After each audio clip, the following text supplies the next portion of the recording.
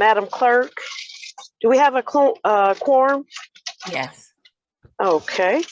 Well, we will call the Health and Human Services meeting to order. Roll call, please. Each member is acknowledging that they are attending the meeting via Zoom and that they are located in Wayne County, Michigan, unless otherwise stated when I call your name. Commissioner Marecki? Here. Commissioner Daub has requested an excuse. Commissioner Anderson? Here. Commissioner Killeen? Here. Chair Baker McCormick? Here. You have a quorum present. Thank you. Next item. B, Chairwoman's remarks. There are none today. C, approval of the September 14th, 2021 meeting minutes. Is there a motion? So moved. Support, Colleen. It's been moved and supported. All those in favor, say Aye. aye. Aye. Any opposed? Right, motion passed. Next item, please. D, unfinished business. There is none listed. All right, next item. Item 1, under new business, we have an update regarding COVID-19. All right, is the director going to provide the update today? Or do we have someone else? Good afternoon, Commissioner Baker McCormick. This is Carolyn Baker from the Department of HHBS. And your title, please. Chief Operating Officer. Thank you. Good to see you again. You can go right ahead with your report. So thank you for this opportunity to present. I will be presenting on behalf of Director Jordan today. And I do have slides that I would like the approval to share my screen. Yes, you can do so. Okay, thank you. Okay, so starting with the first slide. So new cases over the past week, there was a total of 1,671 new cases reported and 4 new deaths. This is a 14% increase from the previous week. Cumulatively, today the case count for COVID-19 is 114,555 cases since March 2020. And we have experienced 2,620 deaths due to COVID-19. For testing, the county have administered 1,826,244 COVID tests. That includes the diagnostic as well as the serology test. So this is a 2 weeks look back. And as you can see, there's variation in the trends. One thing I want to point out here is over the weekend, we see that there's a dip, and this date right here is a Saturday. I'm looking at 9/12 and 9/18. So we see that between Friday, Saturday, Sunday, we see a dip, and then Monday, it's almost like a recurring trend that we're looking at too. So this indicates that increased socialization occurs during this time, and then we see that cases are reported when folks are tested. So wanted to share that. So this is the epi curve from the beginning of the pandemic, and what I want to point out here, we're seeing this increase here.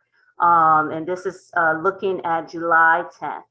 And almost, and we've been reporting the new cases and an increasing trend since that July 4th weekend. And so just looking at the nature of COVID so far, we're watching to see this period from October through January, where we saw that surge. And that's aligned with, the flu season as well. And we also saw this increasing trend, this peak here between March and May of 2021. During this time, as we recalled, this is when the vaccines, December 2020, when the Pfizer was released as well as Moderna, and then further in February. So what we're seeing too during this time, we're seeing a shift in populations that are new cases. So now we're seeing younger persons, the youth, those that are school age, as well as those in their 20s and 30s. And I'll talk about that as we talk about the mode. Whereas prior to the vaccine approval, we're seeing the general population, but we're seeing those that were older being impacted and being hospitalized and death due to those just being exposed and the underlying causes. We're not seeing that the impact of death and hospitalizations as we did see in the beginning of the pandemic. So that is promising that, perhaps we will see this decreasing trend as we focus on making sure that the younger age groups are vaccinated. So I wanted to bring that to our attention. So looking at percent positivity, we see that the trend is decreasing since September. Current during this period over the past week, 6.6%, and this is a 0.1 percentage point decline from the previous week. We're also seeing a decreasing trend at the state level as well as in Detroit. Based on our percent positivity rate for this week, we are categorized based on the CDC risk threshold as moderate, whereas the state is still in this substantial level. The county has moved to the moderate level based on percent positivity. Now, community transmission and the risk level includes the percent positivity as well as the rates per the case per 100,000 population. So this is why we're still at that high level for transmission, is because our case per 100,000 population is higher than 100 cases per 100,000 population. So we're seeing here it's a more unstable, more variable week by week, but at this point we are at 154 cases per 100,000 population, whereas the state is at 230 cases per 100 population, and Detroit is lower at 120 cases per 100 population. So looking at our testing capacity, we've been consistently higher than the state in reporting our testing capacity. Over the past, from the past week, this reporting period, 3,866 tests administered. But we're seeing that, and I'm curious to find out what the city of Detroit is doing over the past 2 weeks, have increased in testing. So that stood out in the data as well. So looking at our demographic stratification, we are seeing the mean has been consistent, the mean age for COVID over the past, I would say, several weeks now. Over this reporting period, the average age is 35.9 years. The mode, at one point over the past 4 weeks, we reported a mode of 11 years. We're seeing more school age children and youth reported in our data compared to what we've seen in the past. So in the previous reporting period, our mode was 24 years. However, the mean age has been consistent. When we look at distribution by gender, we're seeing this consistent over time. 53% reported female and 47% are males. And this is from the previous reporting period. What we've changed, we've been reporting over the past few weeks is really looking at the case breakdown by age, just knowing that the demographic by age has been changing. So what we're seeing is overall, we're seeing an increase in the number of new cases across all age group. But there's variability among across the age group as well. So those that are 5 through 11, we've seen more than 30 cases more compared to the previous reporting period, as well as those 12 through 18, we've seen an increase. They are really contributing to the increasing numbers here. And then we're seeing those 30 through 39, we saw a 30%, more than 20 new cases within that age group. So we'll continue to report this slide just to ensure that we're monitoring and these trends. And if something that is unique, that is a special cause, we can be able to drive action around it. By communities, here we report Dearborn. There's an increase by community too. These top 5 has been consistent. Dearborn, Westland, Kenton Township, Livonia, Taylor. Taylor has been, as far as the proportion of cases that it contributes to the county, it's been consistent from 6% to 6%. However, there's been new cases, more new cases reported within Taylor over the past reporting period.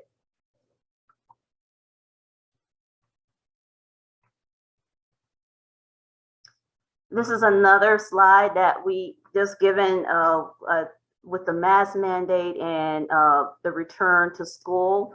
We're reporting out on outbreaks, school-related outbreaks, and this data is available on the state website. So this is something that that is posted for all schools in Michigan. The state is looking closely at this too. But wanted to point out that one difference we're seeing from this year compared to the previous year is that we're seeing more classroom-related associated outbreaks compared to athletic-related outbreaks.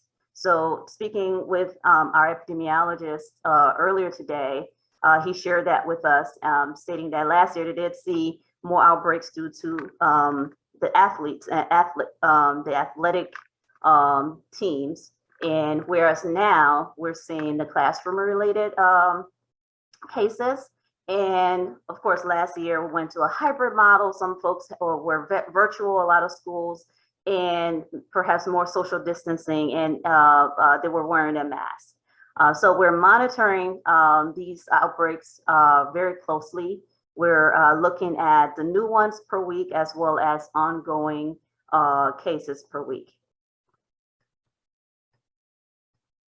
So the cases, the variants of concern, we're still seeing an increase in the Delta variant, although from the previous week to this week, there's been 25 new Delta variants of concern reported here. Looking at our data, still 80% of the cases reported, the variants of a concern reported in Wayne County has been due to the Alpha variant. However, we are seeing more Delta variants reported week by week. For example, over the past week, there were 0 Alpha variants reported. I know during my last report, one commissioner asked about the Mu variant. So, and I did look that up. So just want to report a bit about that. So that is a variant being monitored. And this is a class, 2 classes lower than the variant of concern. Right now, the CDC is looking only at the Delta variant as a variant of concern. All of the other variants are moved towards this category they call variant being monitored. So the mu variant is a variant that is being monitored, and this accounts for less than 1.1% of the cases in the United States and globally.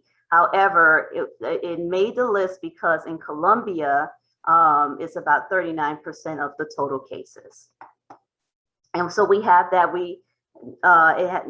Zero have been reported for Wayne County since to date. And I've been looking to see if any have been reported in the state of Michigan, and I have not seen any reports of that. So looking at hospital capacity, we still remain less than 85% of hospital capacity, which is really good. And as I stated earlier, looking at the beginning of the pandemic, the demographic of new cases have shifted. We did see older population with underlying causes that contributed to more severe cases of COVID. Whereas now we're seeing the new cases in the younger population, which would have some implication on hospitalization and death as well. Okay. We are continuing to look at our geographic locations and looking at our demographics, looking at our rates to identify areas that we can stand up sites. Right now, just looking at the vaccination rate and looking at the opportunities to provide vaccines to those 12 and older. We have been very actively reaching out to schools and scheduling those school events to get school-age children vaccinated with COVID, the vaccine, as well as all of their school-age vaccines. So it's a win-win because a lot of the students, that is an incentive for parents in the schools where they can get their other vaccines along with COVID. So we are really successful with that, as well as looking at our community and identifying areas that we can stand up more sites. As far as the booster, so we have begun administering booster vaccines. We began August 23rd as Wayne County providing the 3rd dose booster for those who are immune compromised. So for the immune compromised, Moderna and Pfizer is available, and this was due to FDA amending the emergency authorization use for both of those vaccines to add a 3rd dose for those who had organ transplant. And FDA is very specific about those immune compromised conditions. And so those with immune compromised can actually begin to get their 3rd dose 28 days post their 2nd dose. So they are very clear with that.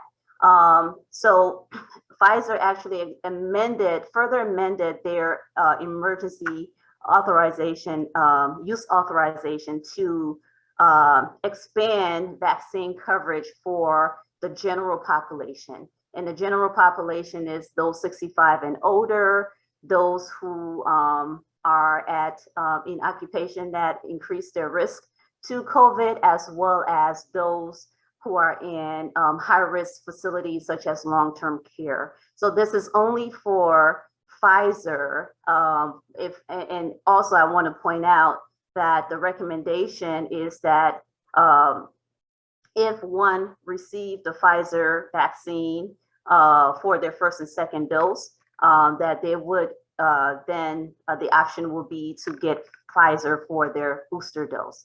And for Moderna, it's the same. If the complete dose was Moderna for the 1st and 2nd dose, then that 3rd booster will be Moderna. However, Moderna is only approved for emergency use for those who are immune compromised. However, Pfizer covers those 65 and older, as well as those on the front line of high risk, high exposure to COVID occupation, as well as those in high risk facilities. So we are working on some language to share with you because it is confusing. Once you understand it, it becomes clear, but how the information was pushed out to the public was not in an organized way. So we can see where some confusion is. So when it comes to booster, as I stated, we are providing boosters at our various locations. And to date, we have administered, our health department have administered 1,303 third doses. And then throughout, all providers in the county have administered 8,076 third doses. So we are moving forward with that effort. What's the next slide here? Ahead. Oh yeah, and so as you can see, looking at this chart right here, boosters are being administered to those that are 50 through 75. We're seeing more boosters being administered to that, which makes sense because when we looked at our priority groups, we started with those who were critically ill, who were in long-term facilities, and then we moved down through the age. So when you think about when we started to roll out vaccines here in March, 6 months post that time, folks will be ready to get their booster vaccines. So we've added this here to our priority phase. And this is on the last line, we begin to administer to the third doses to those persons who are immune compromised, those in nursing home and 65 years and older. We're also continuing with our in-home vaccinations. Right now, we are at 335 doses provided in home, and this includes the Johnson & Johnson as well. So wanted to mention we've been working towards achieving this 70% milestone, vaccination rate milestone, and we did meet this goal last week. And so this is the national milestone set by President Biden, and we are the 6th jurisdiction in the state to achieve this status. So just wanted us to recognize that. And we are moving towards, and this is for those who receive 1 dose of vaccine. We're still working towards fully vaccinated to also achieve that. Okay, so as our county, Wayne, we've achieved that. There's still opportunities by age. So we are seeing a movement with those 16 to 19. We're seeing an increased percentage of those vaccinated. However, we still have a ways to go with those 12 and 15 years of age. So just thinking what I mentioned earlier about targeting those schools, outreaching, monitoring the data, because we are seeing an increase in cases for those 5 through 11, and they're not eligible to get vaccinated. And we have the mask mandate. We've shared our mitigation strategies with schools, and so we're supporting them in that way. Just looking at the breakthrough cases, the breakthrough still remains less than 1% of those who are fully vaccinated. We do, as a county, the county 3,122 cases makes up 10% of the state's total breakthrough cases. However, of those who are vaccinated, it's less than 1%.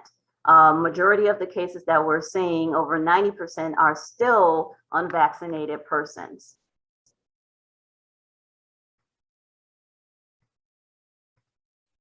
Okay, so data implications, percent positivity is on a declining trend. However, we need to monitor that as we move into the colder months, and folks will be indoors, and students are in school right now as well. So we need to just pay attention to that. We're seeing increases in cases among all age group, but notably among those 5 through 18. We're seeing increases in vaccination by week. So that age group is also moving in and increasing in vaccination. And Delta variant still continues to be the predominant strand. I do want to mention that on September 27th, the local the health officer did extend the local public health emergency epidemic order. And this was initially issued on March 20th of this year. And this is to allow a local body to continue to hold remote meetings under the Open Meeting Act until, and this has been extended to December 31st, 2021. And that concludes my report. My update for today. Thank you so much for your report. I think we have a couple of questions from commissioners, but the first question I wanted to ask is in reference to the mask mandates at various public schools. If you have been in touch with the schools in the district and what their sentiments are as to how the mask mandate is rolling out in the school and how students are handling the mask mandate. Okay, so, and I'm sure the public health team has more real-time information about that. But what I do know, and based on what we've seen here on this call, there's pros and, those who support it and those who do not. But as we look at the district, it was overwhelmingly, they thanked us for taking this off their hand. That's one less thing, having a mandate that they have to manage and they have to think about, and they can focus on school and moving forward with that. We do get complaints from schools, from school officials about non-compliance, and we respond to that. We call and we visit the schools to ensure and follow up on that. So we have been doing that. So it seems as if folks are on board. They understand what they need to do to bring attention to the issue if they do see non-compliance at their schools. And we have responded to that. So. Okay. The other question is not really in reference to your report. I just wanted to get an update in reference to actually looks like he will be coming up after. Never mind. I'll let Commissioner Marecki go ahead with her question. Thank you, Madam Chair. I have a few questions, and thank you, Carolyn, for this report. You guys have put a lot of work into this, and I appreciate it. I have a few questions, though. Were you surprised when you saw, I have to pull it up here, the out-county 7-day positivity rate summary for last week, when Detroit is lower in full vaccinations than out county and the state, and their positivity rate was only, I think, 3.5 or something. It was a couple points down lower than the other areas. Was that surprising to you, since there's been a real worry of Detroit not getting a vaccine?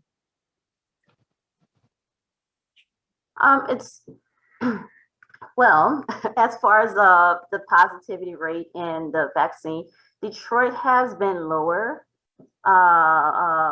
consistently as far as positivity rate for some time now. And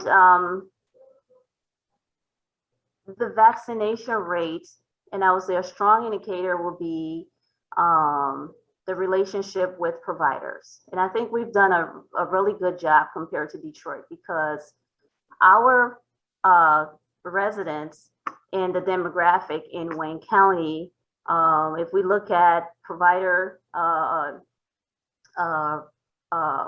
don't want to say utilization, patient provider relationships, having a primary care home. It's been a stronger relationship with Wayne compared to Detroit. So, and I think some of this is a carryover from those historical disparities with, having a provider, a primary provider home. And so just based on those relationship providers reaching out, and we're seeing that as an outcome as to the higher vaccination rate. Now, as far as the positivity rate, I'm not sure, but I do know, just working in Detroit for a long time, there was a significant, this is from my own observation. I would, during when we actually had the shutdown, you could tell once you stepped out of Detroit, when we had the mask mandates, there were higher compliance, just from, and like I said, my own observation. I would step over to another city and folks will be outside without masks, just walking around, not, respecting the social distancing sort of policies that were in place. So I'm not sure what the difference is with the populations, but there's definitely cultural change differences that you see as far as social distancing, wearing masks and whatnot. And I've seen that. Others may have seen something different, but that's something that I've observed. So that could be some significant difference between the different cities. Another thing too is that before Wayne County released a mask mandate, Detroit Public School already had a mask mandate. So the schools mandated prior to our mask mandate as outlined that their school system, that they would teachers, staff, and students would wear masks. So perhaps those preventive measures that were put in place for the most vulnerable and the where we're seeing the cases now, could be attributed to that, but we don't have the analysis and the data to substantiate that. This is pretty much observational, right? And we can say that, that could be a strong indicator towards that. Okay, that leads me into my next question. Are we tracking, since we do have the mask mandate and you have the numbers from the schools, are we tracking what's going on, like, let's say the county of Macomb, who does not have a mask mandate, to compare numbers? I mean, I know you can't do that directly, but we can kind of get an idea and see what Macomb, what kind of cases they're getting compared to ours with our mask mandate for all the students. Is any of that being followed? So if I can jump in, this is Melita. So we are taking a look across the various counties and also across the Michigan area to get a sense of, again, what the trend actually looks like.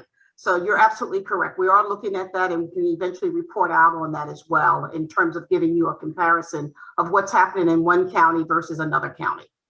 Okay, so we'll be able to report that. Yes, okay. So we'll be able to report that back to you in terms of getting that information, so we can make that available. Okay, would the state be tracking that too, just like they are at Wayne County with all the separate schools? Would they be doing all the counties? at I'm the not state? sure. I can certainly check with the state epidemiologist to find out again what they're doing. I don't absolutely know that, but I certainly can check with the state epidemiologist to figure out if they are doing that. I would suspect they are, but I can't confirm that. But I will be seeing the state epidemiologist tomorrow, and I certainly will ask that question, and I can report back to you also at our next meeting where we are with that. Okay, I appreciate that. Absolutely. I have two more questions. You noted that when you're giving the younger kids the vaccines, you're able to also give them vaccines that they may not have had or they're behind on. When I worked the vaccines in Northville and Livonia, the one thing that they kept telling the adults, for instance, if you had another vaccine within a certain period of time, you couldn't get vaccinated with the COVID shot. Is there any consideration? I know that it would probably be lower numbers that someone just happened to, go to the doctor and get their vaccines for school, and then they went to get the COVID vaccine at our places.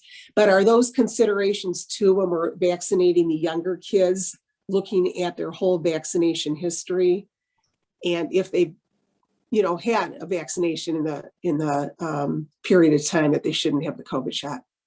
Absolutely. In terms of looking at the American Academy of Pediatrics guidelines for vaccinations for children, as well as Bright Futures, we certainly know when they should have a vaccination for diphtheria, measles, mumps, chickenpox. And so we make sure that those things are according to schedule. And again, as you know, it's 12 years old and above, although the CDC will be coming out pretty soon with the push vaccinations for those that are below 11, from 5 to 11 years old. According to the latest information I have, that would probably be by before Halloween is my understanding. So we're waiting to figure that out.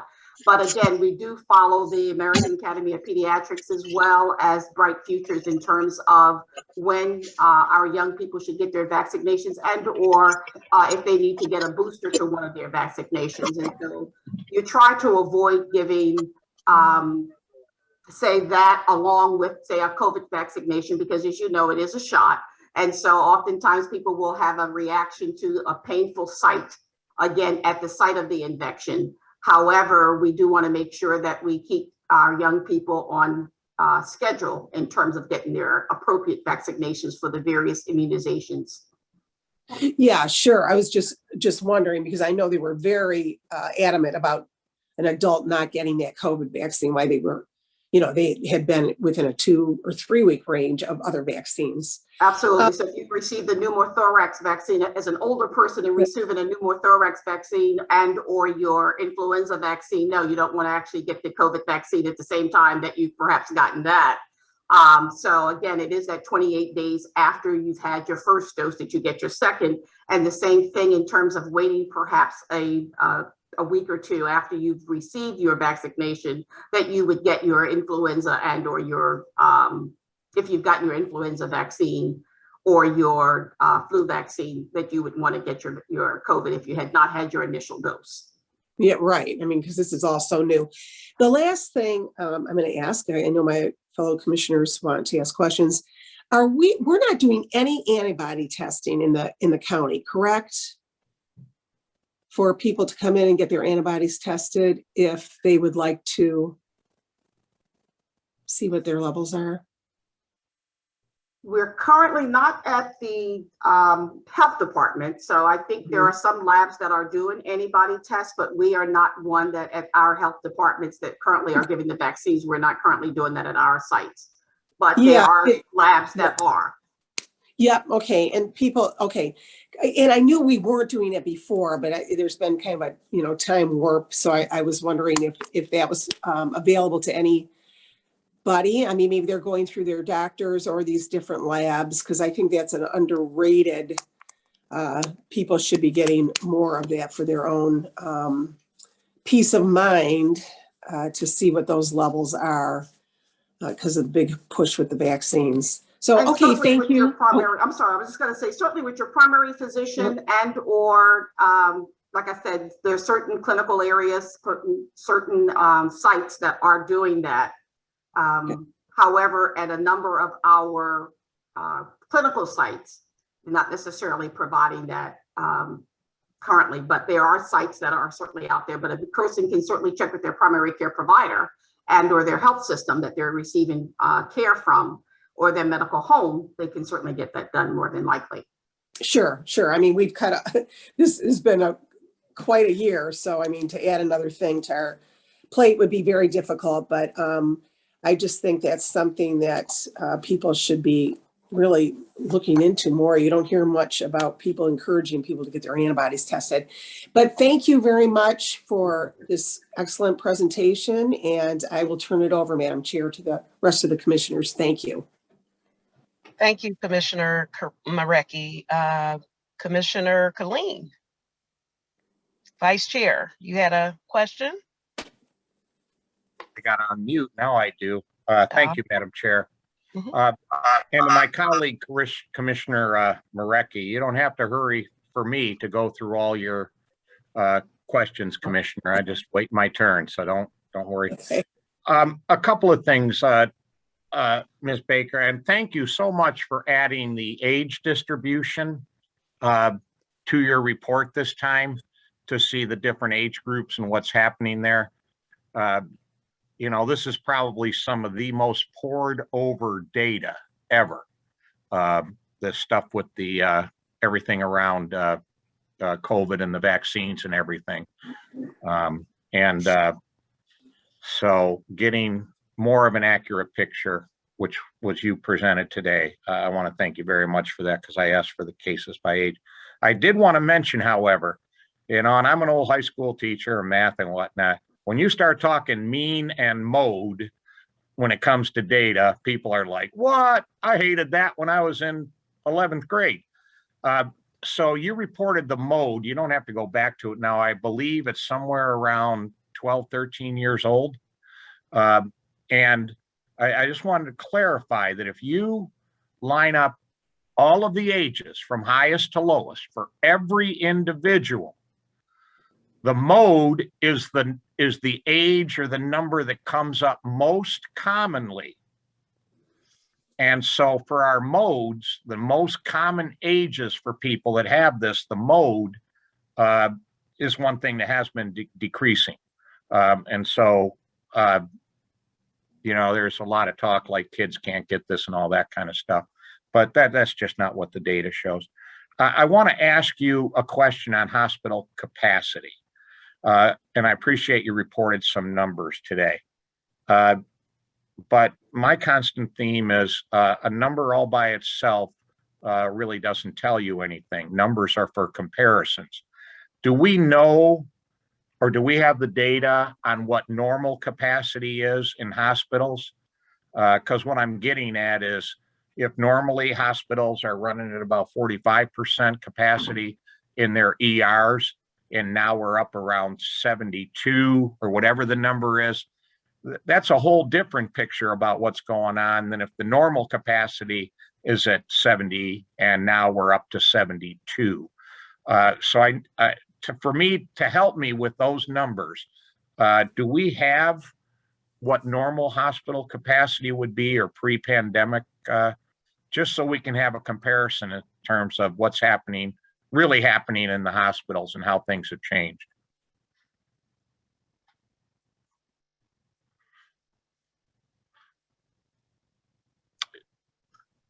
Okay, well, thank you for that question. That's a great question as far as pre-pandemic. You're welcome, Ms. Baker. It's my job. About pre-pandemic capacity, I think that will be something that we can look at the data and pull.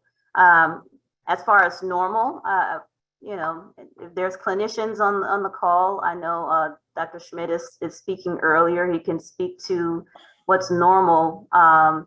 What we've been doing in our data, though, is looking at this rate of 85% during the pandemic and benchmarking from there. And so we've been around 70, 75, and been sort of looking at that as our threshold, for response. But as Right. far as pre-pandemic, that data will be interesting to look at. Yeah, if that even is possible, and because I know there's all sorts of variables when it comes to what the heck normal rates are in hospitals.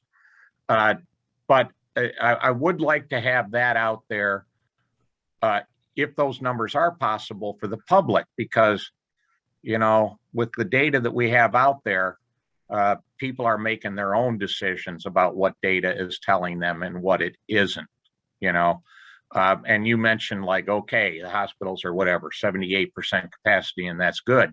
And immediately to me, the question was, well, in comparison to what? So if you can come up, I think it will help the public understand better if we can come up with those kind of numbers, if it's something legitimate, if it's something that the hospital associations keep track of or whatever. I think having numbers about hospitalizations now as opposed to pre-COVID, it might give the public a little better of an idea of what's really happening or what's really not happening. Commissioner Killeen, I'm sorry, this is Melita. And so good morning, Ms. Jordan, or good afternoon. Yeah. Good afternoon to you as well. So we do we do reach out to the hospital association for the data to find out, again, their bed capacity, as well as the number of beds that are available in their intensive care units. That is important for us to know what that capacity is in their ICUs, because again, if a person has a severe COVID and have to be on a respirator, they are, of course, in an intensive care unit. So Right. We do look at across the state in terms of the bed availability, so that we know if we're getting to an area of concern in terms of not having the capacity to be able to treat those who may be impacted by COVID with a severe illness. Well, that's the worst case scenario you're talking about, right? Where hospitals just, they're treating people out in the parking lot because of capacity.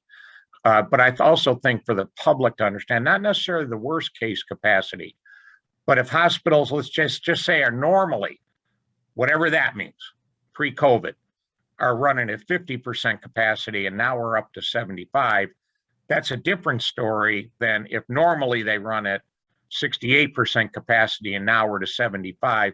I just think it helps the public understand more the real impact on the hospital. Yeah, we're all going to know when they start treating them in the parking lot and telling people that don't have COVID, don't bother showing up here. But just for a general picture as to how much weight COVID has added to the hospitals. I understand your point. However, so if it's possible. I clearly understand. I just also want to mention that, again, oftentimes the capacity for an ICU bed is not necessarily due to COVID. It could also be to another Correct. respiratory issue. So there are other respiratory issues that a person may have that is non-COVID related that Right. is also increasing the bed Yeah, capacity. And all I'm asking is if we can tease that out, I think it would be helpful. Because again, there's so many numbers floating around. And then there's these websites that takes numbers.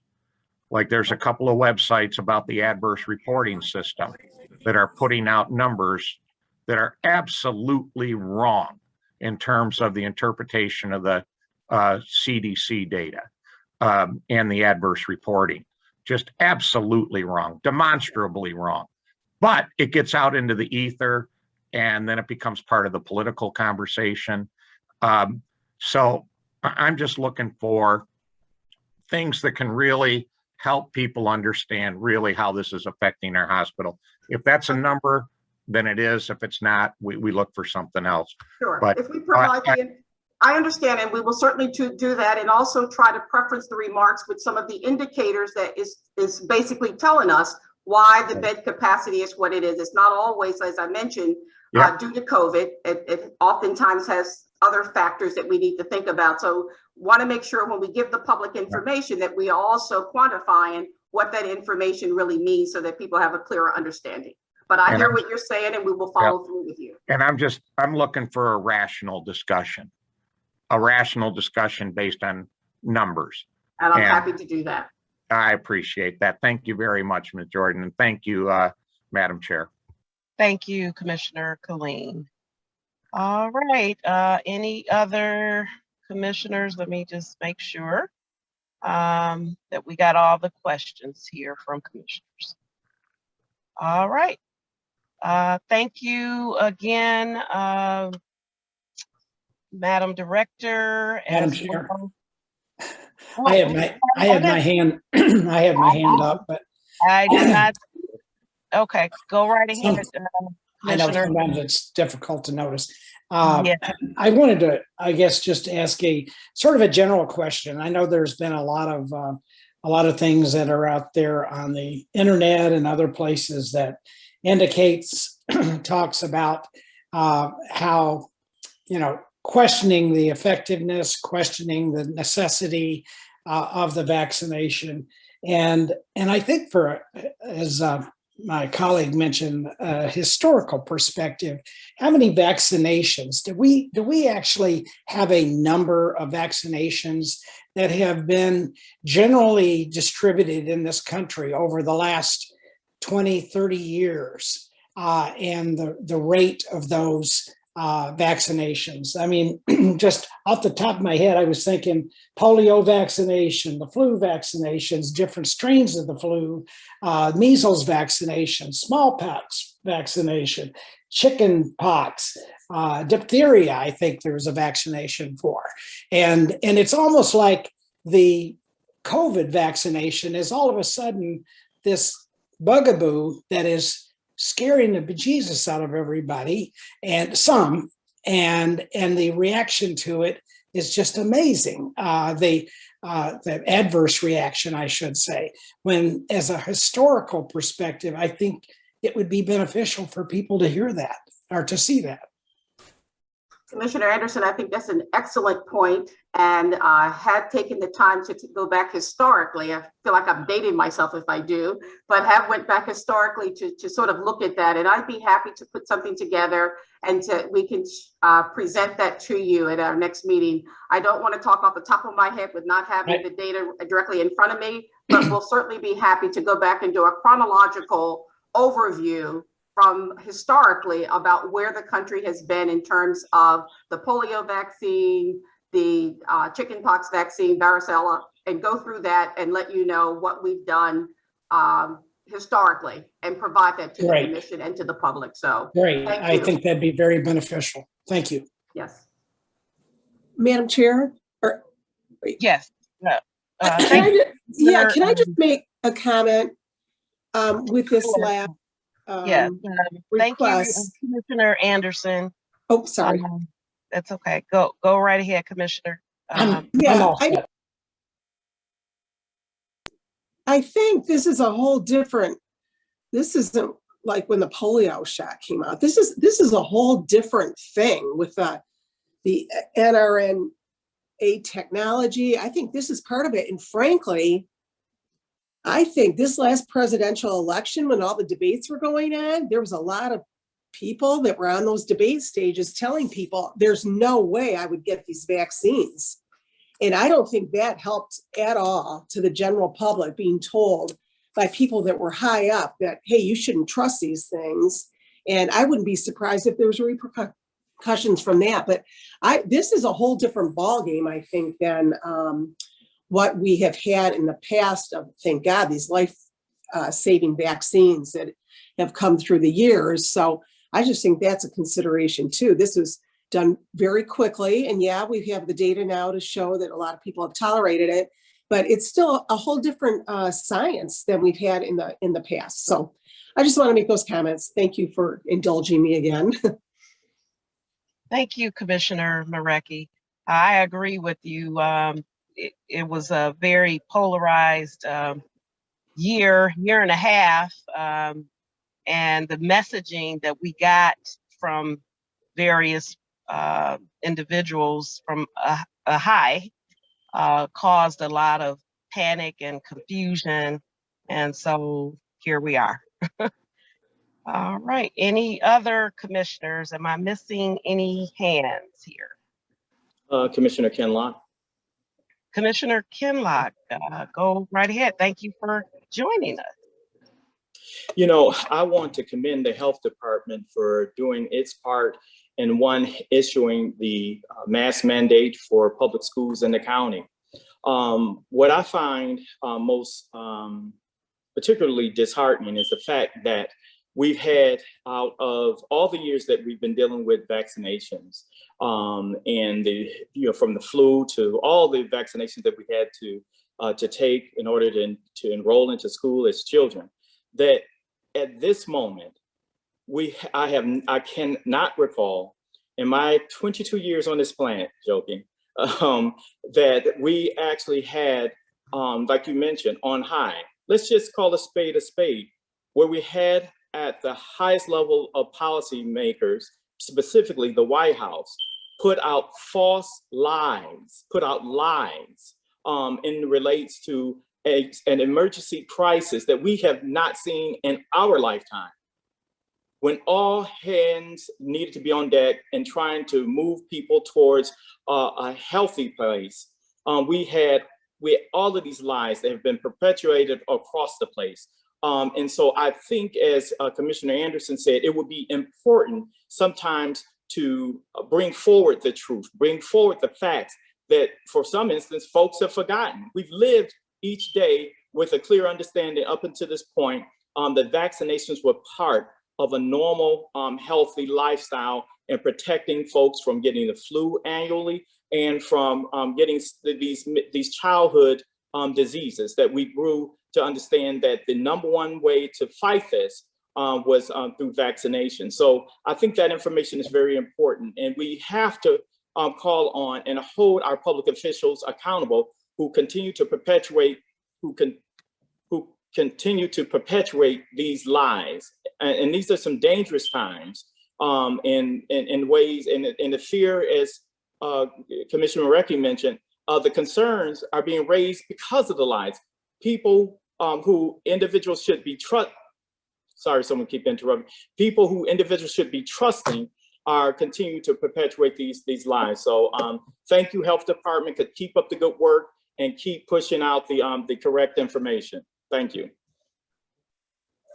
Thank you. Thank you, Commissioner Kinlock. Thank you. I mean, someone kept calling and interrupting. Yeah. That's okay.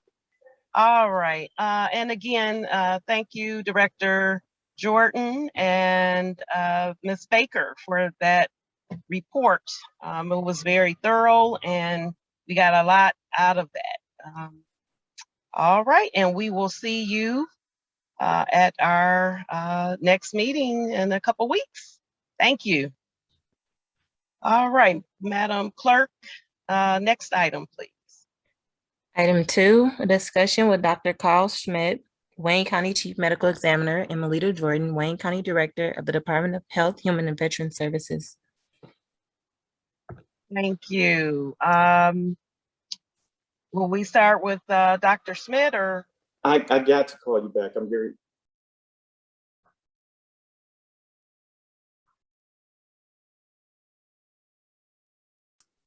All right, is Dr. Schmidt on? Yes. Good afternoon.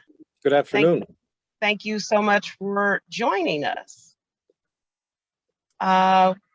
Did you have a report that you wanted to give, or you just wanted for us to start with questions? I was not actually given anything specific to talk about, so. Okay, well, we will start with questions. The main concern was the morgue's capacity to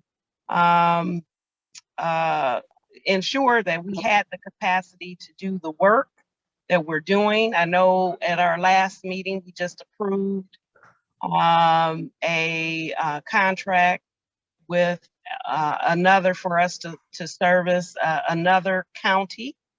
And there was a news story that prompted us to question that. But we just wanted to clarify what happened in the case of, I believe her name was Miss Natasha Smith. And can you just give us some background and help us to understand the situation?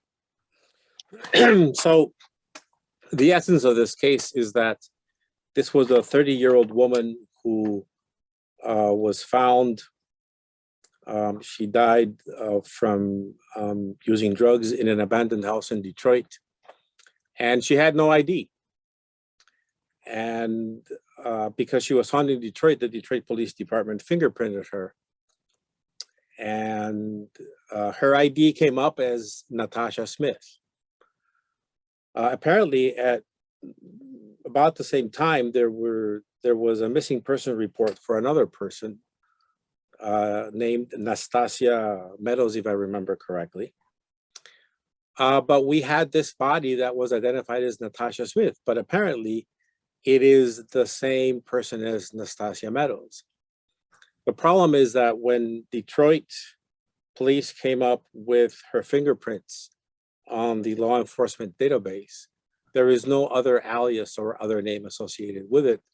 So she remained, and she still remains as Natasha Smith in our database.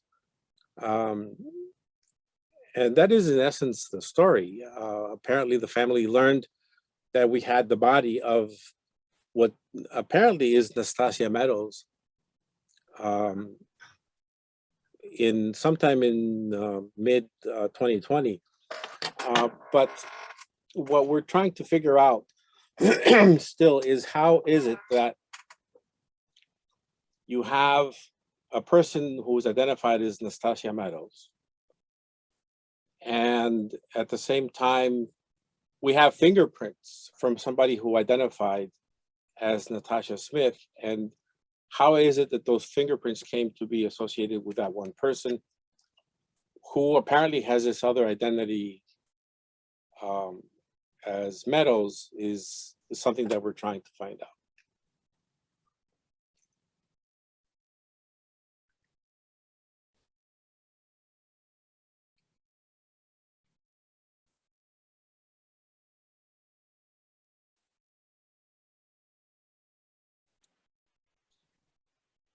Commissioner Baker McCormick, you're on mute.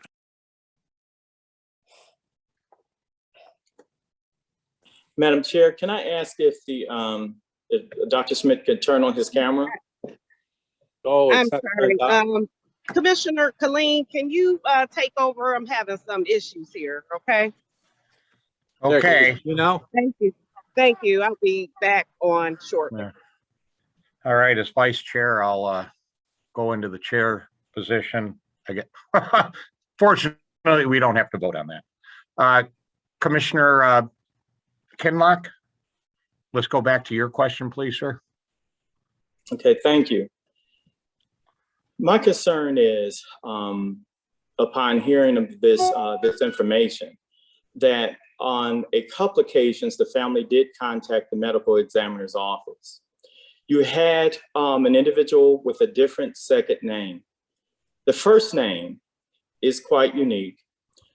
Why didn't the office try to do a little bit more digging to try to see whether or not the first name was the individual who the family was trying to identify? I understand that the family also had submitted information as it relates to the tattoos that were on the young lady's body. Well, I understand that there are some institutions that utilize tattoos for the purpose of identifying the deceased. I understand that we don't necessarily utilize that, but it just seems as if that there was a sense of insensitivity in regards to this incident.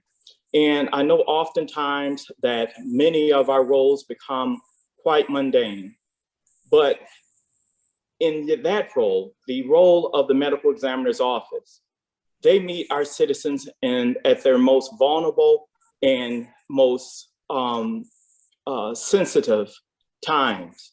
And I just would only appreciate that there is an effort, more of an effort, to try to formulate policies and protocols to try to bring a sense of closure to these families, and not in such a way that has basically brought not only the medical examiner's office under this type of scrutiny, but the entire county, because you represent the county government, but also the citizens of Wayne County. And I want us to absolutely begin to look at receive reports from your office moving forward on unknown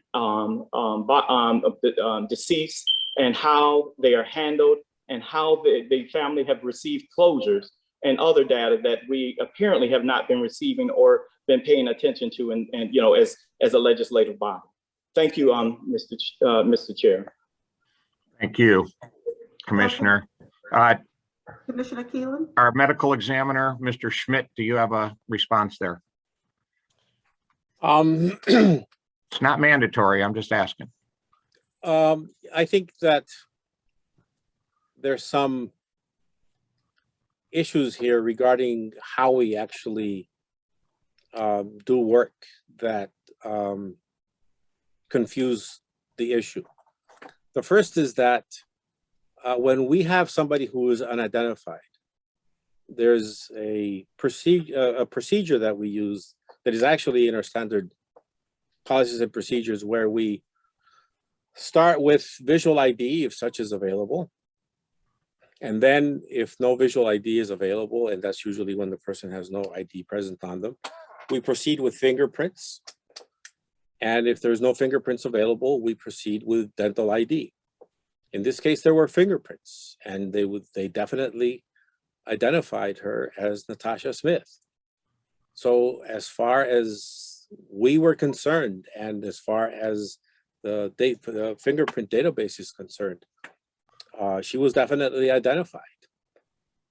Tattoos or no tattoos, there's fingerprints with that name, and that's the bottom line. And this is what we do to identify a large number of individuals that are found in the field, often with no ID. Most of them have had some contact with law enforcement, which is why their fingerprints are actually in a database, and that's what we go by. I think that as far as unidentified individuals go, I think a more useful thing would be to look at the numbers. Last year, we had an increase in 20% of our workload. We had over 19,000 death calls instead of the usual 15,000 we have a year. And we ended up doing almost 2,700 autopsies instead of the usual 2,250 to 2,300 that we do every year. Of the numbers of people that came through last year through our office, only about 20 remain unidentified. And of those 20, about half are actually skeletal remains. It is very hard to actually identify skeletal remains. So I think in the scheme of things, we actually do identify the large number of individuals, a very large number of individuals that come through our office. And I think overall it's working very well, which is why it's disheartening to see such focus on a single case that has circumstances that frankly, we don't come across very often. If your fingerprints, if you're found in a field tomorrow and your name is listed in those fingerprints as John Smith, you may be somebody else, but those fingerprints are actually tied to a database that says you're John Smith. You will remain John Smith until there is confirmation otherwise that that's not the case. Mr. Chair, I have to mention this because as you can imagine, when stories like this come out, all sorts of individuals begin to contact various media outlets as well as the commission. There is an issue as relates to one family where they said the deceased was found with ID and set in the medical examiner's in the morgue for 17 months. So I'm just saying there absolutely needs to be a review of how these unknown bodies are handled and specifically how they are identified. Because as you're sitting here saying that the protocols have demonstrated themselves to have worked based upon the numbers that you just gave us. There are still families that have experienced similar sort of incidents as this family that we're speaking of in regards to. So no, we absolutely would definitely need to take a look at the protocols, and as well as receiving this data, not just here on the Zoom call, but we need to regularly receive information as it relates to how unknown bodies and how this division is actually working. Thank you, Mr. Chair. That concludes my statement. This is just very problematic for me. Thank you. Thank you, Commissioner Commissioner. Killeen? Just Commissioner one Killeen? moment, please, Ms. Jordan. Before we go further, I want to add a little background to this. And Dr. Schmidt, correct me if I'm wrong, somewhere around 7 years ago, Wayne County contracted with the University of Michigan to manage your office. Right. Is that that's approximately the right time frame? Right. And all of the employees in the MEO's office, with the exception of you, sir, are University of Michigan employees, correct? No, I'm also a University of Michigan employee. I thought the county hired you. No. No.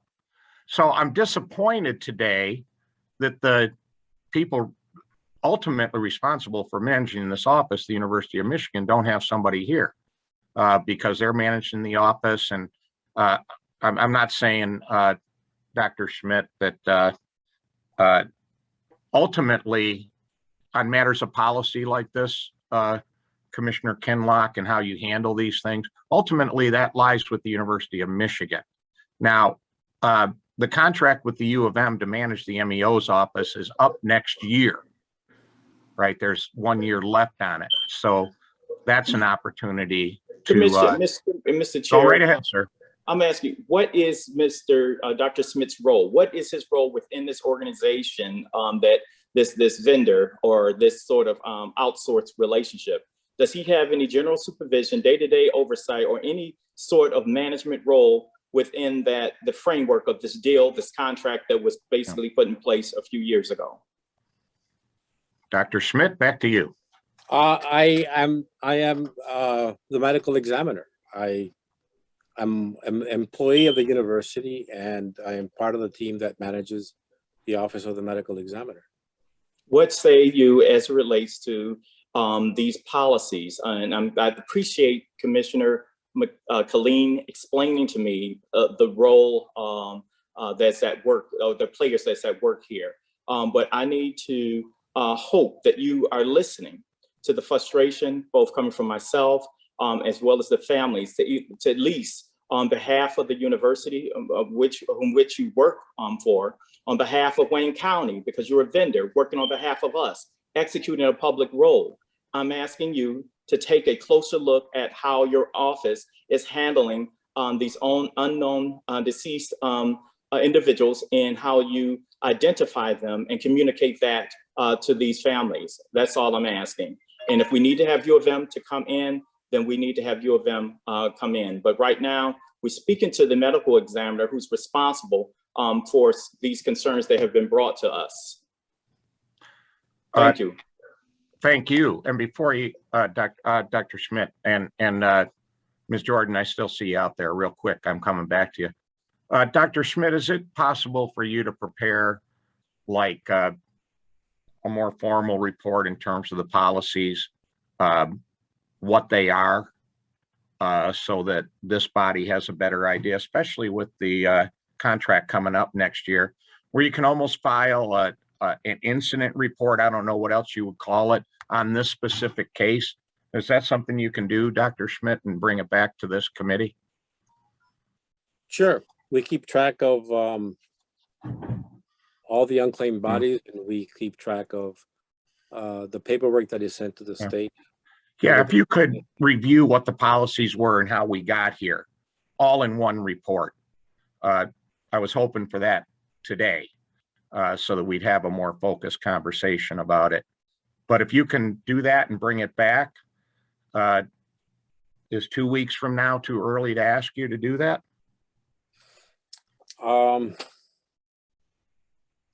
Let me see.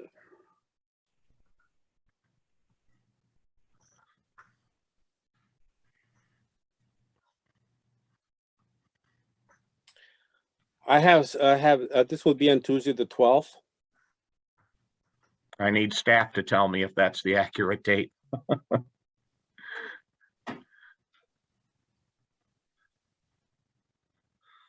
Yes, this is Joe Slezak. The next meeting is scheduled for the 12th, Tuesday, the 12th at 1:30.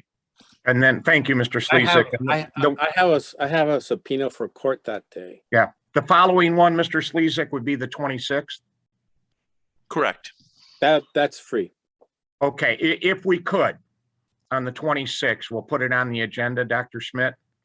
Yep, I can put together something. Commissioner Kinlock, how does that sound to you? I'll be here. A ringing endorsement, Commissioner. Thank you.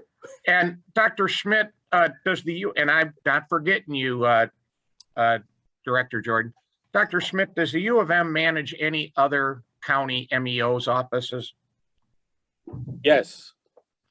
So they're all familiar with all of the policies and procedures, and they set policy in other offices about how to handle cases like this and IDing them and how you do all of that. So I think it would be beneficial to have the University of Michigan, who's ever handling things there, with us on the 26th as well, to get an idea, you know, from their broader experience and how this is handled in other places. And they would be, to me, the people to say, how do our policies match up to general MEO policies around the country? So, okay.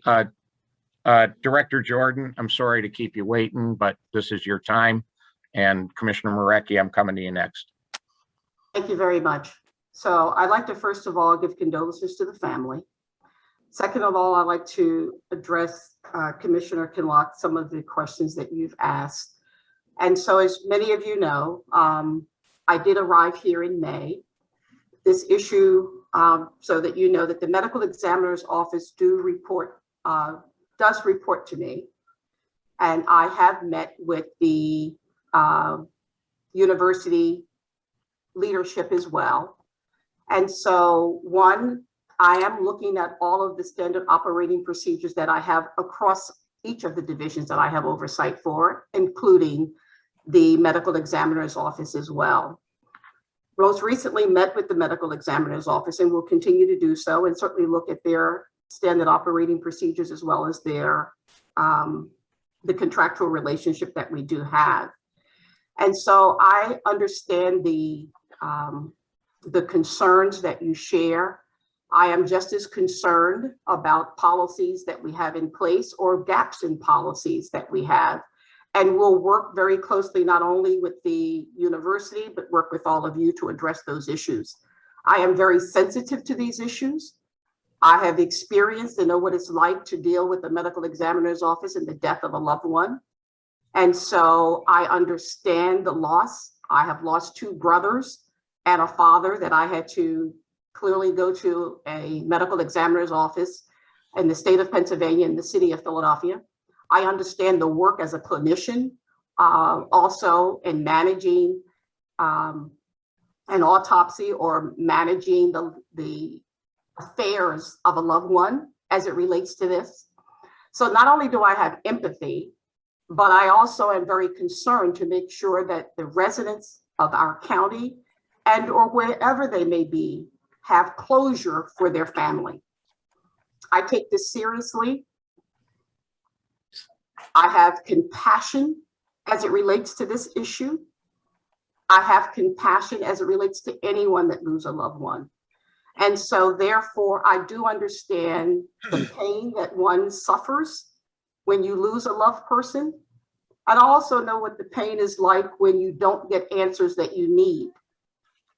And I understand the amount of work that goes into bringing closure for a family. And sometimes you never get that closure that you're really looking for. But I understand what it's like to be able to speak to this issue. So I do want you to know, under my leadership, that we will get you the information. There is oversight. And so a lot of that responsibility is right here with me.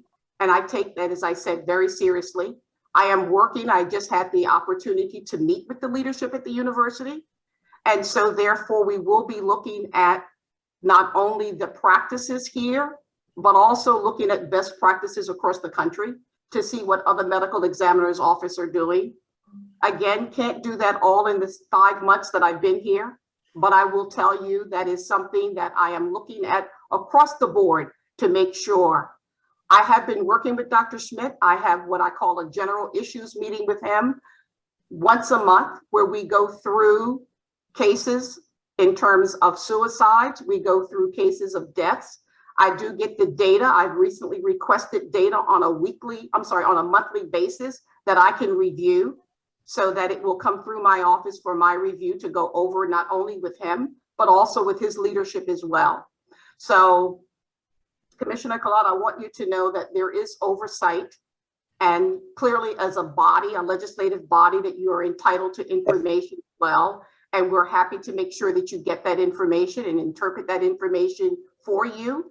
And wherever there are gaps we're willing to work to make sure that we can close those gaps. And it's not because of resources, but I will say that it is very difficult across this country right now in terms of finding the required individuals to work in and do the type of work that our medical examiners' offices do. And so that we are addressing those issues as well. I do believe that there is the capacity currently to handle the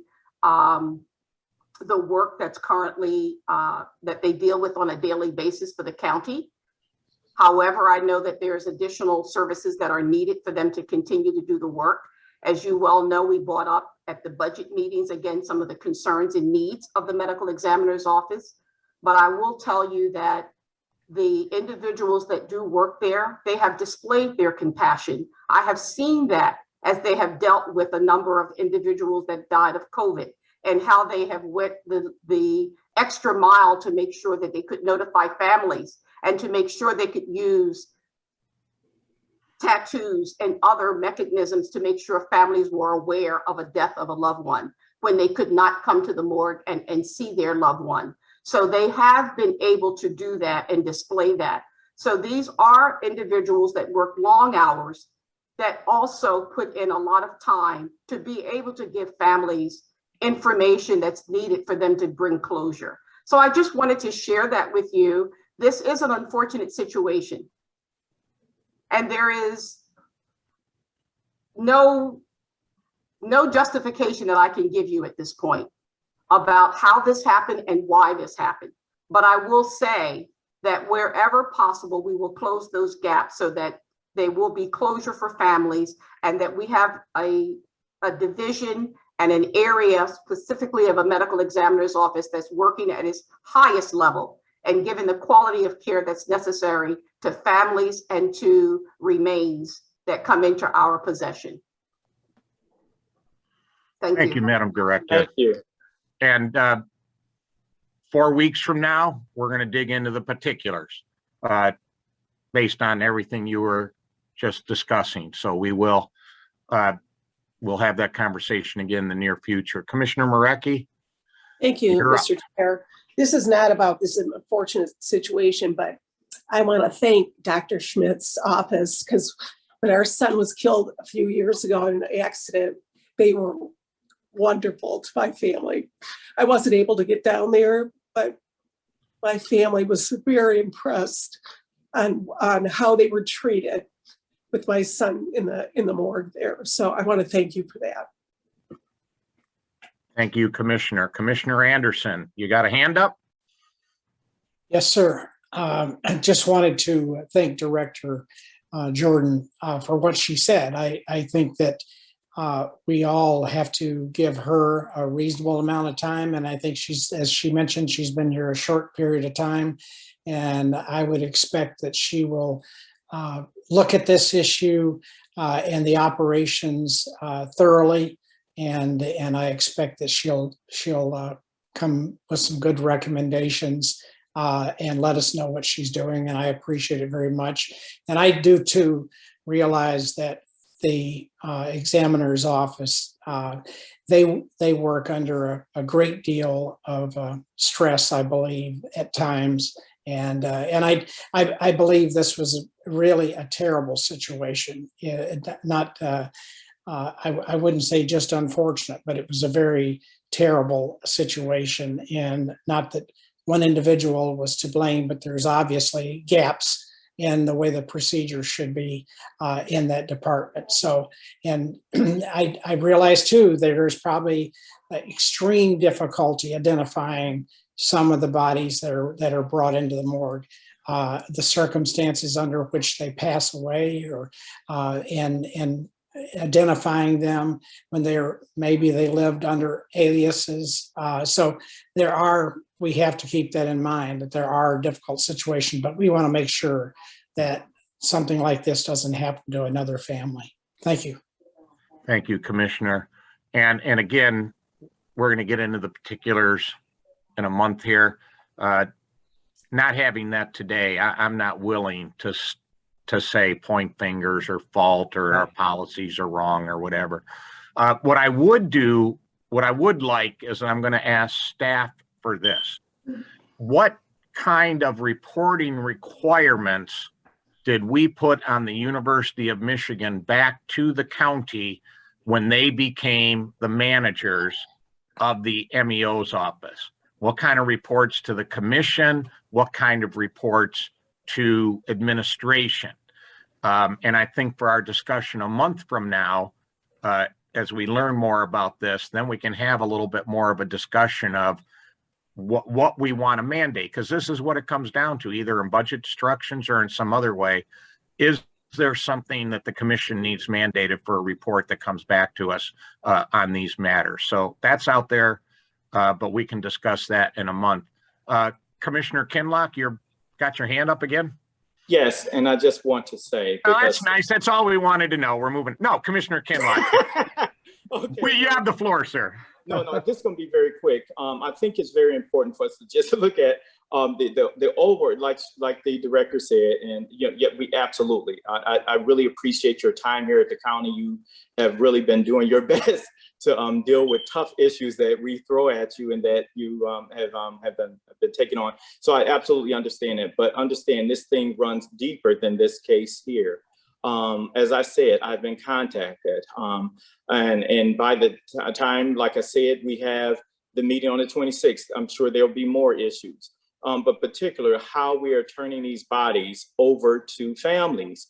It seems like there is a systemic issue as it relates to some of the operation protocols that are in place. And I don't know if they need to have a final stage or final phase before they turn bodies over to families, where they make sure that they're being turned over in a respectable fashion. But I'm just telling you that these are some very serious issues in how we're handling these bodies and how we more so are turning these bodies over to families. So I look forward to your report when we receive it. Thank you. Yeah, thank you, Commissioner. And in addition to staff being able to dig up what kind of reporting requirements are down on paper now for the administration and or the commission, Dr. Schmidt and Director Jordan, when you report a month from now, I'm also going to want to add into the conversation what kind of money is available for state or the county. I don't want to get into it today. We can do it in a month. For indigent burials or indigent cremations, is there a pot of money out there for that? The state, wherever, because that's an issue that's come up to me in the last week or so as well. But we'll deal with that in a month. But that will be something I will be asking about a month from now. Any other commissioner with a question, comment at this point on this discussion of the ME? Discussion of the ME. How do you like that, Dr. Schmidt? All right, seeing none or hearing none, thank you very much for being with us today, Dr. Schmidt. Look forward to seeing you in a month or so, and Director Jordan for your input on this issue. At this point, I'm going to go to the clerk of the committee for what's next on the agenda. Item 3, requesting commission approval of Amendment 2 to 2 grant awards, acceptance of a grant award between the U.S. Department of Health, Human Services, Health Resources and Services Administration. I'm guessing Mr. Coaches, who I saw a name was on here. I think this is you, Mr. Coach. Good afternoon, Commission. Yes, it is, Commissioner Plain. Somebody muted me. Dr. It was Coach. an accident. Yeah, that's all right. Accidents happen. I saw Mr. Coaches out there, and I assume Mr. Coaches, this is your with the Wayne County Health and Communities and our federally qualified health centers.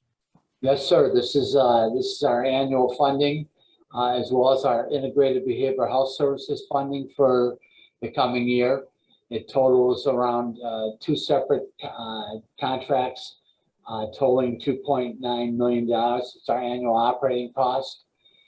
Probably 85 to 90% of this goes to cover our salary costs with benefits. This is part of the all federally funded, nothing from the county or the state. There's no matches associated with this. In addition to this, we have about a budget where we find or raise or make about approximately $700,000 to add to that funding. So this is what we operate on. This is the money that came to us for the coming year, and we're bringing this to the commission for approval. And I'm more than happy to answer any questions I can. How long have we been providing, because you mentioned the integrated services, how long have we been able to provide mental health services through our clinics? Geez, I'm guessing, I don't have the exact dates in front of me, Commissioner Clean, but I'm guessing at least 6 years.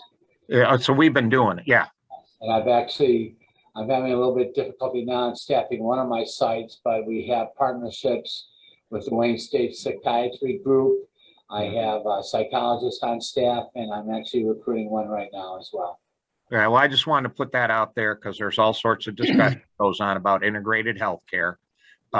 And we've been doing it, and we've been doing it for a while. Questions for committee members? I saw Commissioner Anderson's hand go up, sir.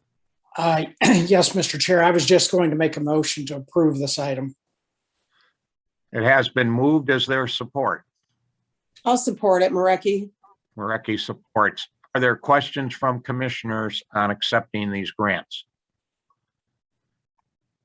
And I'm trying to follow everybody, but I can't see the whole, everybody all at once. So if a commissioner's not hollering at me, then I'm going to take this to a vote. It's been moved and properly moved and seconded. All in favor of item E3, the acceptance of the grant for the FQHCs, please say aye. Oh, wait a minute. No, roll call vote. What's wrong with me? Madam Chair, Madam Clerk, please to give us a roll call. The heck's wrong Commissioner with me? Marecki, Yes. Commissioner Anderson, Yes. Commissioner Killeen, Yes. and is Chair Baker McCormick still on the line? I believe we lost her. Yeah.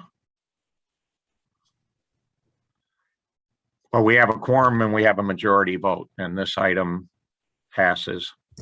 Yeah, see, dropping this chair thing on me and quick and didn't shift over quick enough. Madam Clerk, what is item E4, please?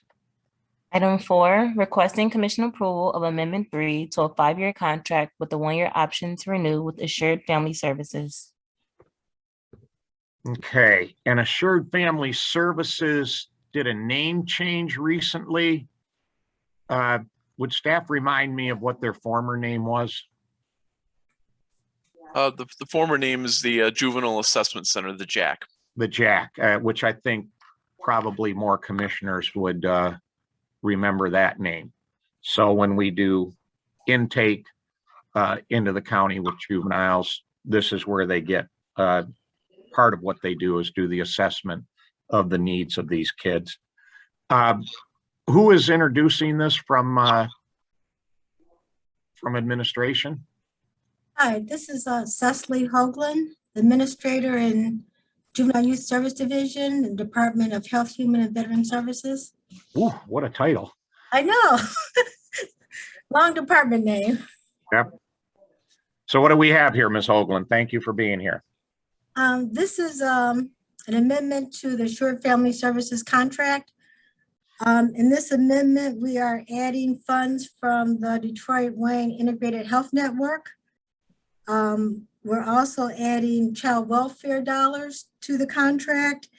And there were some changes at Third Circuit Court which affected the scope of services with Assured Family Services. Some of the drug testing will be done at the court now. So this amendment really has 3 changes to the contract. Okay. You mentioned child welfare dollars. I don't know if I've heard that before. Whose money is that? The feds, the states? Is it ours? It's the state, but it's through the child care fund. So what we're talking about for money here is we're taking in some money with a contract with Detroit Wayne Integrated Health Network. Or we're paying them for these services, or they're paying us They're giving us funds to offset the to do service. this. And then the other dollars that are involved are the state dollars from the child welfare. Right, the JAC also does provide services for our child welfare population. Right. Well, I was driving at is there's no Wayne County General Fund dollars here. That's correct. Yeah. Well, it's 50-50 match for the child welfare. So there is. Oh, okay. Yeah, there's a 50% match. So there is 50% Wayne County General Fund dollars. Gotcha. All right. Anything else, Ms. Hoagland, you'd like to say about this before I go to questions from commissioners? Nope. Questions from commissioners. And now I guess people should speak up because I can't see everybody all at once. I'd move approval, Mr. Chair. Commissioner Anderson moves approval, and I think that was Marecki. Commissioner Marecki, Yep. yes. Any discussion? Hearing none, we go to a vote. Madam Clerk, let's do the roll. Commissioner Marecki, Yes. Commissioner Anderson, Yes. Commissioner Colleen, Aye, motion carried. thank you very much. Rolling the agenda to item number 5, Madam Clerk. Item 5, requesting commission approval of a 1-year intergovernmental service provider agreement with 2 1-year options to renew with the Detroit Wayne Integrated Health Network. Well, more money from the Mental Health Authority. Who's introducing this, please? This is Cecily Hoagland, Administrator in the Juvenile Youth Service Division. Yeah, we just saw you with Yeah. the title a mile long. Assured Family Services comes up in this also. So please tell us what this pot of money is for that we're getting from the Mental Health Authority. This is money for this fiscal year. The previous money that was in the Assured Family Services contract is money from last fiscal year. So this money, we're taking into the county, and then we will do an amendment to Assured Family Services contract to add the money to their contract within the next 30 days, 30 to 40 days. I gotcha. So this is for 21-22. No, 2021. Oh, that's right, because we're still in 21. So, okay. And we do this every year with the Mental Health Authority, don't we? Yes. Okay. All right. Questions from commissioners on this? A motion from commissioners on this item? No, I'll move this, Marecki. Commissioner Marecki moves. Support Anderson. Anderson supports. Any discussion? Anything anybody forgot to ask? Hearing none, let's do a roll call, Madam Clerk. Commissioner Marecki, Yes. Commissioner Anderson, Yes. Commissioner Colleen, I'm an aye as well. motion carried. Thank you very much. Madam Clerk, what's item number 6 all about? Or what's item 6, please? Item 6, forwarding notification of an emergency procurement report for Amendment 4 to a contract with Memorial Healthcare. And who's introducing this? This is to do COVID services in the jail. Yes, hi, it's Jennifer Caruso, Clinical Services Division Director, Wayne County. Welcome, Ms. Caruso. Thank you for being here. What do we got? Thank you. This is for Amendment 4 for Memorial Healthcare, providing COVID-19 PCR diagnostic and IgG antibody testing to inmates in the Wayne County Jail. Also providing testing, PCR diagnostic testing to Wayne County sheriffs and Wayne County juvenile detention employees. Ending September 30th, 2021. So if you're working in either one of the facilities, or you're a guest at one of the facilities, this is to take care of all the COVID stuff over there. Yes, this is for employees of the Wayne County Sheriffs and juvenile detention employees, both healthcare and security staff. I believe Commissioner Marecki has a question here. Thank you, Mr. Chair. Jennifer, hi. When I was reviewing the packet, I did see your note in the chat that you do the antibodies. Do those come up like quickly when you do that test? How long does it take to get the results of that? They do about 24 hours. Oh, 24 hours. Okay. Do they give you any kind of range with the antibodies? Or does it just show you that they test positive for it or negative? They do provide a range. The lab provides a range for every individual. And so they can tell if they're on the lower end of it or the higher. Have you guys been, okay. And so if you have like a repeat person coming in, do they have to go through this again, or do you have a file on them that says they have antibodies or they've had the vaccine, or what happens with that? Individuals go through testing every time they're booked into the jail. Okay. Both PCR and antibody testing. They do. Okay. All right. Thank you. Thank you, Mr. Chair. Welcome. Thank you, Commissioner. Commissioner Anderson. Thank you, Mr. Chair. I was just wondering if Jennifer could answer why are we doing a contract here with Owasso? I mean, is there nothing in the metropolitan area that would be able to do this type of work? Was that maybe you can explain why this contract went to them? It looks like they're also working with St. Louis, Missouri, a company in St. Louis, Missouri, and looks like they're using a courier maybe to transport those samples. It just seems counterintuitive, I guess. That's correct. So they do have a subcontractor, Pinnacle Lab, which is a local company here in the Detroit area. However, we did receive quotes from other organizations and companies in the local metropolitan area. Those quotes were significantly higher than Memorial Healthcare's bid. So we decided to stick with Memorial. Also, their testing results were not as rapid as Memorial's. So we get results back from Memorial within average 24 hours. A lot of the results that we're getting from other individuals were 48 to 72 hours. This is critically important when it comes to incarcerated populations. Thank you. Good explanation. You're welcome. And Ms. Caruso, we did get the addenda in item number 7, and I meant to include both of them. Item number 7 is specifically for the people that we hold in the jail, correct? Yes, this is amendment number 5. So this is actually an add-on, which is going to continue testing starting October 1st through December 31st. So this is just allowing us to continue testing with Memorial until a new contract is agreed upon through the county and Memorial, which we're working on now. Okay, and it's the same underlying contract in both cases, correct? Yes. No, it is. It is. Yes. Yeah, same under. So, commissioners, I'd be looking for one motion on item 6 and 7. Although I do have a question. I think I want to ask Pam Lane, our chief of our policy division. These are referred to as emergency procurements. So are we taking roll call votes on these 2 items because they're originally procured as an emergency procurement, or are we taking roll call votes?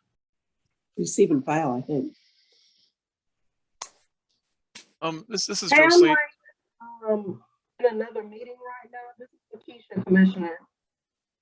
As long as the vote, I can't hear you, Makisha. as long as the vote is clear, you can either take a roll call or a voice. Still vote. can't hear you. It's all garbled. What she's saying, this is Joe Slazak. Yeah. As long as the vote is clear, it can be either roll call or voice vote either way, because I believe number 6 is a receive and file, and I believe number 7 is an action item. Chris I'm gonna- Albrecht handled these, but he had to step out to another meeting. Okay, we'll take one motion. I'll treat it as an action item. But I'm going to ask the musical question on number 6, where it refers to, it's originally an emergency procurement. Now we're months later. And at some point, you get an emergency to get your foot in the door the first time. And I'm wondering how long that tag, and I don't want it answered right now, the tag of emergency procurement, can we keep like just receive and file forever with amendments? I don't want to do that now, but that's a question. Commissioner Colleen? Yes. Oh, Attorney This is- Johnson, Commission Yes. Counsel. So I'll say that that question you may want to pose that question on Thursday with regards to some of the proposed amendments to the procurement ordinance. Correct. I made an effort to memorialize some of the things that have occurred over the last year. One thing we did not do was put a definitive time frame for how long an emergency should last, as far as like 60 or 90 days in there. But Janelle, the COO for the county, at one of the committee meetings did indicate that it should be for a short length of time, and the department should be coming back for approvals after the fact. So we shouldn't, according to her, we shouldn't have a situation whereby we'll continue to get the amendments. I believe that they are seeking to address that if it hasn't been addressed. Thank you, Counsel. And I will, of course, be raising those questions on Thursday, because we do need to clarify. This has been an ongoing kind of a question the commissioners have had. How long is the emergency? So thank you. Thank you, Commission Counsel Johnson. Pleasure of the committee. Commissioner Marecki, did you have your hand up for comment, questions? I did not. I didn't lower it. Thank you. Okay.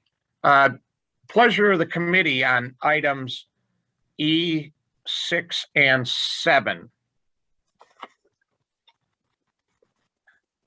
So My way of asking I for a just have, motion. so a six I know is a receive and file, and I can't see 7. It was 7. clarified that 6 was presented as a receive and file and Yeah. 7 was not. Okay. I'm suggesting here that we put them both in one motion. Okay, Is And it take a approving? roll call vote on both of them. sounds good. Was that your motion, Commissioner? Oh, no, my motion is to receive and file 6 and approve 7. Support Anderson. Well, we take a roll call vote on that anyway. You're gonna put them together like that. All right, we have a motion. It's been seconded. Madam Clerk, please call the roll. Commissioner Marecki, Yes. Commissioner Anderson, Yes. Commissioner Colleen, Aye, yes. motion carried. Thank you. Madam Clerk, we had a second addenda that came to us this morning about the heat and worth pump. Could you introduce item 8, please? Item 8, requesting Commissioner approval of Amendment 1 to a contract with an option for up to a 12-month extension with the Heat and Warmth Fund. Who's introducing this from administration, please? Yes, Carol Osterberry, Public Health Division Director. And as stated, this is an amendment to the current contract we have with the Heat and Worth Fund. This is for our call center services for our COVID vaccine clinics. And this is a 6-month amendment that's taking us out to March 31st of 2022. With that flexibility, then if we, need them further, we could even go another 6 months. And in the paperwork, thank you, Ms. Osterberry. In the paperwork, it refers to FEMA expedited vaccination funding is what is funding this, federal dollars. That is correct. I had no idea that there was a pot of money out there called FEMA expedited vaccination funding. Is that part of the ARP dollars, or is that just like a separate pot of money? This is separate from the ARP. So this isn't like money that, like with the ARP where they just said, okay, Wayne County, this is how much you're getting and spend it within the guidelines. This is targeted dollars in this fund? As far as going into that depth of detail, I would hope some management budget could answer that question on the call. Carol, I'm sorry, this is Melita again. So I can actually answer that because it was targeted funds specifically for the vaccination. So it wasn't as if you could do other things with it, Commissioner Keeling. So this is the Fed saying to local health departments, we have a pot of money for you to get this job done. That's correct. Thank you. Questions from commissioners? I move approval, Mr. Chair. Anderson. Anderson moves. Support. Support from Commissioner Marecki. Either guys got any questions? I'm familiar with it, so I don't. Okay. Madam Clerk, please call the roll. Commissioner Marecki, Yes. Commissioner Anderson, Yes. Commissioner Colleen. Aye. Motion carried. Thank you. Next, Madam Clerk. F, such other matters as may be properly submitted before the committee. We don't have any, so let's roll the agenda to the next item. Public comments. All right, let me be very clear here right at the beginning for public comment. Members of the public that wish to address the committee have 2 minutes to address us. And public comment is exactly what it sounds like. You get to make a comment. We do not, for up to 2 minutes, we do not have back and forth conversation. So there's not going to be like somebody's going to ask a question and you're going to get an answer here. If you have a question that needs to be responded to, we will take that down and get back to you with that, but not during the meeting. It's public comment. Also, as people have seen, you have the option of emailing in your comment to P. Lane. It's at the bottom of your screen right now at waynecounty.com. If you want to email it in and have it a part of the record that way, we will be reading the emails. Also on the 2 minutes, we actually keep a clock on that. And at the end of 2 minutes, then it will automatically come to an end so that we can get everybody in that does have public comment. So don't be insulted if at the end of 2 minutes, you get muted. So please be, just, be reasonable with your time and understand. All right. So I guess I'm going to the clerk. What do we do? Open the phones for public comment at this point. Yes, Sheila Morelli had her hand raised first. And you're going to keep track of that, right, Madam Clerk? Who's first, who's second? Yes. Ms. Morelli, welcome to the Health and Human Services Committee. 2 minutes for your comments, please. You are making some really bad decisions based on fear of a virus that has a 99% survival rate for most of us. Let me give you a few things that you should fear. The mask you are forcing our kids to wear decreases the amount of oxygen in your lung tissue. We know that this virus uses furin cleavage site that merges with your lung tissue.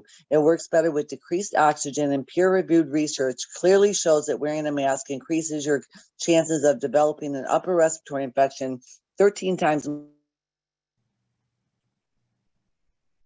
wearing a mask immediately if I was you.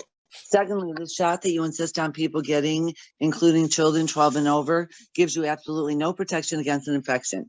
It is the innate immune system that protects you from infection by using dendritic cells, T cells, natural killer cells without antibodies ever becoming involved. This shot has one goal, and the goal is to make antibodies that circulate inside you and cannot prevent an infection.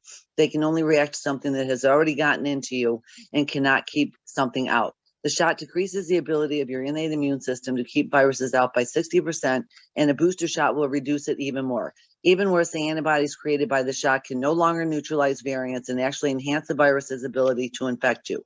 It should be painfully obvious to you by now that the fully vaccinated people are getting sick and will continue to get worse if you keep trying to jab people while the virus is trying to spread. The variants are emerging from the vaccinated population. This so-called vaccine is still being used under what's called an emergency use only vaccination. It is not FDA approved. The FDA approved a biological application called Comirnaty. The application was approved, not the product. Comirnaty is not available in the US. Therefore, by law, you cannot force people to take this drug with or out from informed consent and without animal trials to prove it's safe. This is a violation of the United States Constitution and the Nuremberg Codes. Thank you. Thank you, Ms. Morelli. Madam Clerk, who's next? Billy Schultz. Welcome, Ms. Schultz. 2 minutes, please. You're on mute, Ms. Schultz. Good morning, afternoon. I just gotta say this is one of the nicer meetings I have in the last 3 months. Have been on every single one of your guys' meetings, and I feel that you guys don't carry yourself very professionally. So I do feel today is one of the best meetings, how you guys speak to each other, and also how you guys treated your guest speakers today with decency and respect. So thank you for holding yourself better today compared to other days. I want to see, if my video is, can you see my face or no? We can see you, Ms. Schultz, yes. Okay. I just picked up my daughter at 3:16 today, and she's in 1st grade. And I am for not mandates. I think we should remove the mask off our children. And I also want to know, this is my daughter's mask. This is what she just walked home, 3:16. How is this mask right here healthy? Like, see all that yuckies on there? She's went, and I send her with multiple masks a day. I tell her to change her mask in the morning and in the afternoon. When are we going to start looking at these masks and testing these masks of what type of bacteria and viruses are on this mask that are on our children all day long? You can't tell me that's healthy. I don't even know what that is. Like, we gotta do more, not just, oh, let's put the mask on because it's gonna stop COVID. But what are these masks doing and long-term effects? We Thank need you, to Ms. test Schultz. That was 2 minutes and we're ruthless Thank about you. that. Thank you very much for coming in. Madam Clerk, who's next? I don't see any hand raised on the line. Any So I guess- member of the public wish to have public comment at this time through your computer or over the phone, please raise your hand if you would. Shannon Seco. Welcome, Ms. Seco. 2 minutes, please. If Yes. I'm saying the last name correctly. Yes, you are. Thank you very much. I just wanted to talk about the non-compliance issue with masking in school. One thing as a nurse, we look at non-compliance as there's always a reason, and looking into the reasons for non-compliance. And I wanted to know if we interview the students and how the mask make them feel throughout the day. I have an example of my daughter. She's in 6th grade. She had an anxiety attack one morning with her mask on, and she had some shortness of breath. And so she was quarantined, and they used her symptoms on the COVID quarantine list for so she was in quarantine, and we had to pick her up, and I took her to the doctor. And in order for her to come back to school, she had to have a negative COVID test. But her symptoms were from the mask, from anxiety. So I had to get a doctor's note regarding that, which that issue resolved.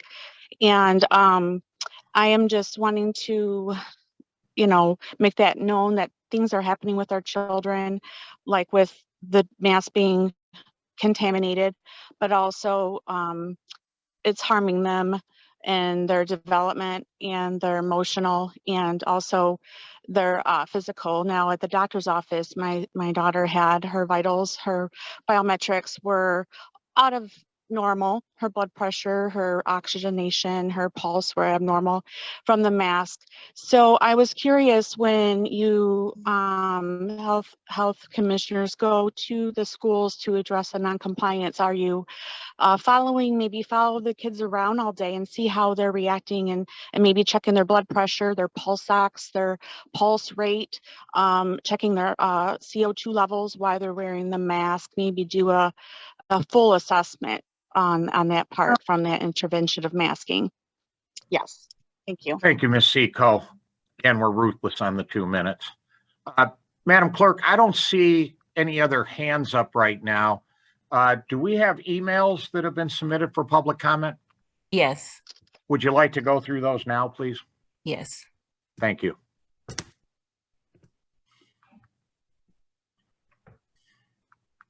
This is from Linda B. It says, hello to all. The choice of the parent should never be taken away, period. If there are deaths amongst youth from this virus, then people should have a discussion. Right now, seriously look at the fact that this barely affects our kids. Not to mention that even in adults, it's less than 1% chance of dying from this virus. Come on, people, where's our common sense?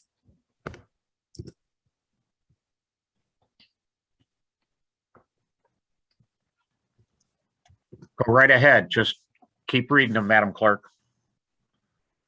Okay, this is from Diana. I have to scroll down. It says, vaccine passports restrict civil liberties.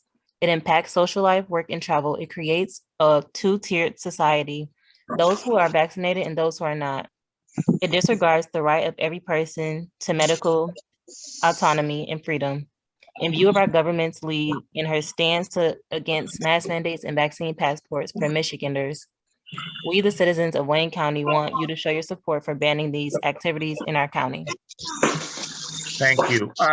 One moment, please, Madam Clerk. Jesse Holbrook, I see you unmuted yourself. Do you want to have public comment, please? No.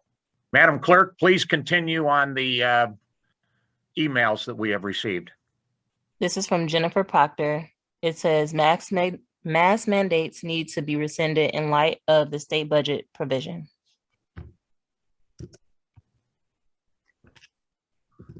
Keep going. This is from Diane Shepard. Rescind the mask mandates for all of Wayne County schools due to the state budget provision. Unmask our children now. This is from Lisa Aponoves.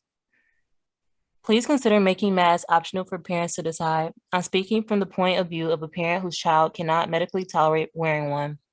My daughter's PCP wrote her a mask exemption because she oversees all of her medical diagnoses, but the school has refused to accept it, and she has yet been able to attend school.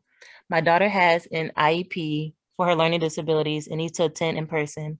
I'm pretty sure my daughter's medical team knows what is best for her health than the school. I would appreciate the school sticking to education and let my daughter's medical team decide what's best for her health. I know of other schools that have accepted mask exemption and feel that she is being discriminated against and violating her civil rights. I thought all students were given the opportunity for free, appropriate public education and not just the ones who can tolerate a mask. And that's all for the emails. Thank you. And one more time, I'm going to call for public comment for people that are either on Zoom or on the phone. If you have had public comment, okay, you're done. And if you had an email that came in, no, you don't get another 2 minutes after that. So anybody that didn't have an email or previous comment that would like 2 minutes to address the Health and Human Services Committee of the Wayne County Commission, this is last call for that. Looking, I don't see anything, Madam Clerk, you? No. I'm going to look one more time. Okay. Madam Clerk, what's next on our agenda today? Adjournment. Do I have a motion? So moved, Marecki. All right, and the chair's going to rule without hearing objections. We stand adjourned. Thank you, everybody. Thank you, everyone, for coming here and bringing your public comments too. We are adjourned.